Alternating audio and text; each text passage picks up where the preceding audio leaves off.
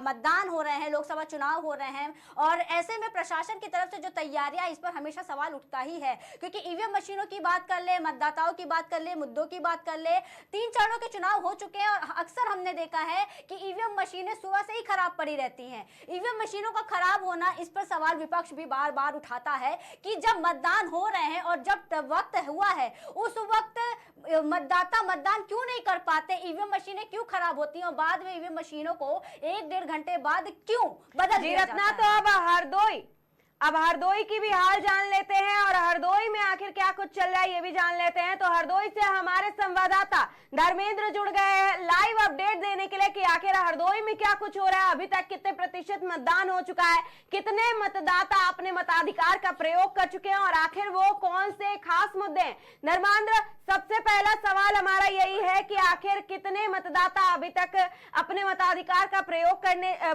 आ चुके हैं और किन मुद्दों को लेकर के वो अपने मतदाता जो हैं वो अपने मताधिकार का प्रयोग कर रहे हैं। जी धर्मेंद्र। मैम आपको बताना चाहेंगे। हेलो मैम, आवाज आ रही है? आवाज आ रही है, बताइए धर्मेंद्र जी। मैम यहाँ सबसे ज्यादा आवारा पशु को लेकर मतदाताओं में जोश है और 15% वोट पड़ चुका है और अब बूथ पर शांति दिखाई दे रही है। अब आगे देखो कैसा पड़ता है। 15% वोट पड़ चुके हैं मैम। जी धर्मेंद्र जी, एक और सवाल ये है कि अभी कानपुर से हमने खबरें देखी और वहीं हमने फर्रुखाबाद से भी खबर देखी जहां से ईवीएम मशीन खराब होने की खबर आई। हरदोई की भी अगर उसी क्रम में बात कर ले तो हरदोई से भी ऐसी ही खबरें सामने आई। तो आखिर प्रशासन पर अब किस तरह के और कितने सवाल उठ रहे हैं कि आखिर ये व्यवस्था आखिर कैसे की गई है जो सुबह अभी 10 नहीं बजे हैं उससे पहले ईवीएम मशीन खराब होना और कहीं ना कहीं मतदान में बाधा होना। सबसे पहले मैम तो सुबह 7 ही बजे ईवीएम मशीन जब खराब हो जाती है तो मुख्य हमारे जिले के जिला अधिकारी महोदय मौके पर पहुंचकर तत्काल उसको व्यवस्था को सही कराते हैं। जी, वहां पर क्या आसपास लोग मौजूद हैं धर्मेंद्र जी, अगर लोगों की बात करें जो अपने मताधिकार का प्रयोग करने के लिए आ रहे हैं? जी जी जी, तो लो हम अपने मतलब भाइयों से मतदान करने आ रहे हैं उसको मैं आपको अवगत करा रहा था। भाई जी, आप किस चीज को लेकर वोट देने आए हैं? हम यहाँ पे वोट देने जो आए हैं, हमें यहाँ पे न मतलब मोदी जी से मतलब है न योगी, हम अपने नेता नरेश अग्रवाल और नितिन अग्रवाल को जानते हैं, हम सिर्फ उनका चेहरा देख के वोट दें। जी जी धर्मेंद्र जी, एक और सवाल, मतदाता जब कह रहे हैं कि अपने मताधिकार का प्रयोग इस चीज के लिए करने आए, मतलब है क्योंकि हमारे सुख दुख में वो खड़े हैं। हम लोग को कोई भी काम पड़ता है, रात का 1 बज रहा हो या 2 बज रहा हो, हम लोग जाते हैं, कभी हम लोगों को कुछ खाना नहीं होता, जो भी होता है हम लोग का तुरंत काम होता है। जी जी जी, आपने सुना मैम? जी यहाँ पे जी धर्मेंद्र जी, मतदाता अपने मताधिकार का प्रयोग करके खुश है?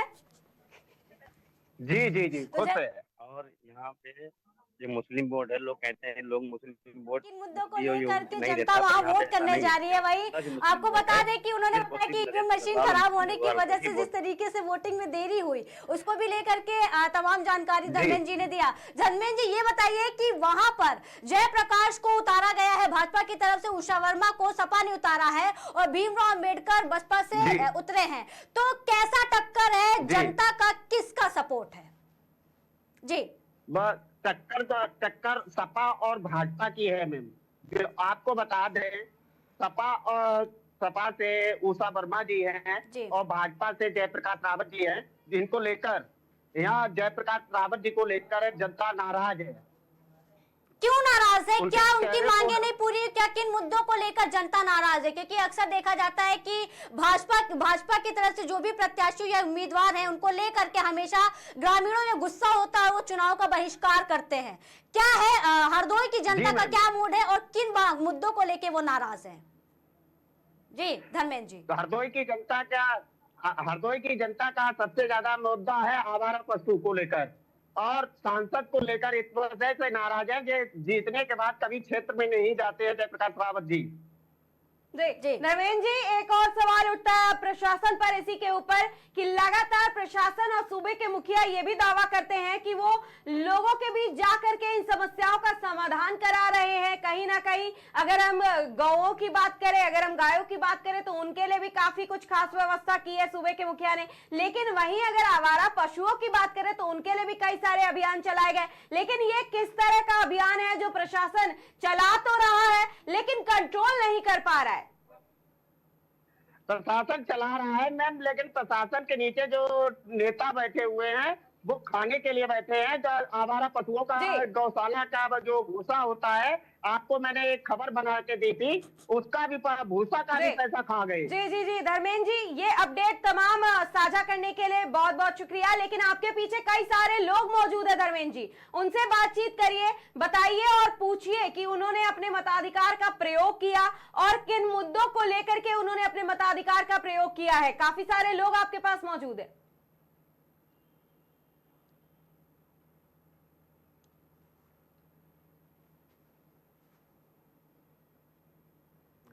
नेटवर्क इशू आ रहा है, नेटवर्क इशू की वजह से आगे की अपडेट नहीं मिल पा रही है। लेकिन अगर हरदोई सीट की बात कर रहे हैं, इस हॉट सीट की बात करें, यहाँ पर मतदान कितने फीसदी हो चुके हैं अभी तक उसकी बात करें तो ईवीएम मशीन खराब होने के बीच भी ये बड़ी खबर सामने आई, जहां पर सुबह 9 बजे तक की अगर प्रतिशत की बात करते हैं तो 13.1